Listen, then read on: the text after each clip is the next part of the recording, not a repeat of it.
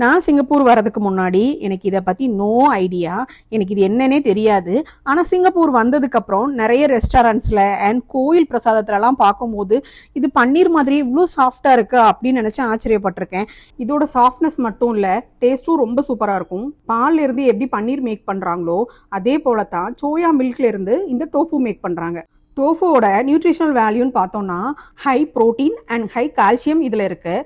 அதே நேரத்தில் இதோட கார்போஹைட்ரேட் லெவலும் ஃபேட் லெவலும் ரொம்ப கம்மியாக இருக்கிறதுனால வெயிட் லாஸ் பண்ணுறவங்க அண்ட் டயட்டில் இருக்கிறவங்களுக்கு இது வந்து சூப்பரான ஒரு ஃபுட்னு சொல்லலாம். மார்க்கெட்டில் 2 டைப்ஸ் ஆஃப் டோஃபு கிடைக்கும். ஒன்று வந்து சில்கன் சொல்லுவாங்க, இன்னொன்று வந்து ஃபேம் சொல்லுவாங்க. அந்த ஃபேம்லேயுமே சாஃப்ட்டு, எக்ஸ்ட்ரா சாஃப்ட்டு இந்த மாதிரி நிறைய வச்சுருப்பாங்க. சிங்கப்பூரை பொறுத்த மட்டும் எல்லா சூப்பர் மார்க்கெட்லேயும் டோஃபு கிடைக்கும். அதே நேரத்தில் வெட் மார்க்கெட்லேயும் ஹோம்மேடு டோஃபுலாம் நிறையவே கிடைக்கும். நாம் பன்னீரை வச்சு என்னெல்லாம் டிஷ் ட்ரை பண்ணுவோமோ அதே மாதிரி இந்த டோஃபு வச்சும் ட்ரை பண்ணலாம். டோஃபுவோட குக்கிங் ப்ராசஸ்னு பார்த்தோன்னா ஹாட் வாட்டரில் பாயில் பண்ணி எடுத்து அதை மேக் பண்ணுறது தான். ஆனால் நம்ம இதுன்னு கிடையாது, டோஃபுன்னு இல்லை, எந்த ஒரு குஷன்லேருந்து எந்த ஒரு ஃபுட்டை மேக் பண்ண சொன்னாலும் நமக்கு அந்த இந்தியன் டச் அப்படின்னு ஒன்று இருக்குல்ல, அதாவது இந்த கறி மசாலா பொடி தூவுறது, கருவேப்பிலை போடுறதுன்னு அந்த கான்செப்ட்டு இல்லாமல் நம்மளோட ஃபுட் வந்து கம்ப்ளீட் ஆகவே ஆகாது.